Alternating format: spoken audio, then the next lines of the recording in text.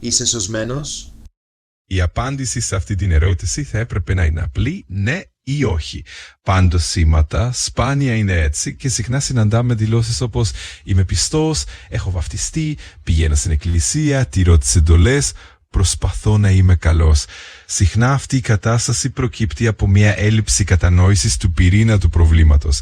Απλώς όταν θέτουμε αυτή την ερώτηση, επιδιώκουμε να μάθουμε αν το όνομα του ανθρώπου είναι γραμμένο στο βιβλίο της ζωής και όχι τι έχει κάνει ή δεν έχει κάνει. Αν θέλεις να ξέρεις πού θα καταλήξεις τελικά, αν πεθάνεις σήμερα, απλά πρέπει να αναρωτηθείς αν ανήκεις στο Χριστό ή όχι. Όλοι προερχόμαστε από τον Αδάμ και την Εύα και ο λόγος που πεθαίνουμε είναι η φύση που κληρονομήσαμε από τον πρώτο άνθρωπο. Μόλις έγιναν θνητοί, ο Αδάμ και η Εύα άρχισαν να πολλαπλασιάζονται και από θνητούς ανθρώπους μπορούν να προκύψουν μόνο θνητοί. Επομένως, ο λόγος για τον οποίο πεθαίνουν οι άνθρωποι είναι ότι κληρονόμησαν τη θνητότητα από τις προπάτορες τους.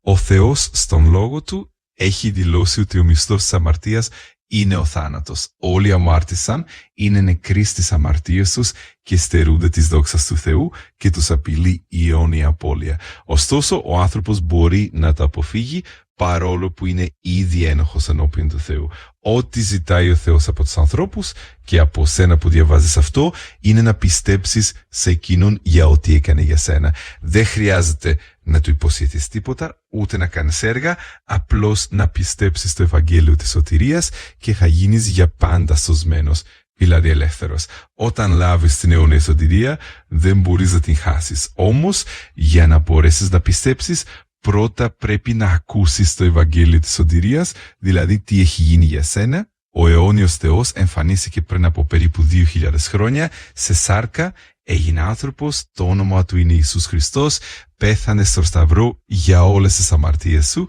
του παρελθόντος, του παρόντος και του μέλλοντος. Σάφτηκε και αναστήθηκε την τρίτη ημέρα, σύμφωνα με τις γραφές, για τη δικαίωσή σου. Πίστεψε τον ως προσωπικό σωτήρα σου για το έργο που έκανε για σένα και εκείνη τη στιγμή που θα πιστέψεις θα λάβεις το Άγιο Πνεύμα, την αιώνια ζωή, την αιώνια σωτηρία. Πίστευε σημαίνει να αποδέχεσαι ως αλήθεια ό,τι έχει λεχθεί.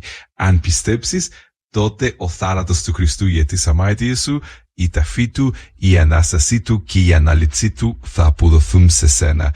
Τώρα είναι η στιγμή της σωτηρίας. Πίστεψε στο Ευαγγέλιο του Χριστού, δηλαδή την καλή αγγελία, και λάβε την αιώνια ζωή. Στο 4ο κεφάλαιο της προς Ρωμαίους επιστολής, στο 5ο και 6ο εδάφιο γράφει «Αλλά σε εκείνον που δεν εργάζεται, αλλά πιστεύει στο Θεό που δικαιώνει τον ασεβή, η πίστη του λογίζεται ως δικαιοσύνη». Όπως και ο Δαβίδ περιγράφει την ευτυχία του ανθρώπου στον οποίο ο Θεός αποδίδει δικαιοσύνη χωρίς έργα. Στο 2ο κεφάλαιο της προς Εφεσίους επιστολής, στα 8ο και 9ο εδάφια, αναφέρεται «Διότι κατά χάριν σωθήκατε δια της πίστεως και αυτό δεν προέρχεται από εσάς, είναι δώρο του Θεού. Δεν είναι από έργα, ώστε να μην καυχηθεί κανείς». Όποιος πιστεύει στον Κύριο Ιησού Χριστό είναι σωσμένος για πάντα, το όνομά του είναι γραμμένο στο βιβλίο της ζωής και αν πεθάνει σήμερα, δηλαδή αποχωρήσει από αυτή τη ζωή, το πνεύμα του πηγαίνει στον Κύριο και σύντομα θα έρθει η ημέρα που θα λάβει και νέο αναστημένο άφταρτο αιώνιο σώμα που δεν πεθαίνει ποτέ.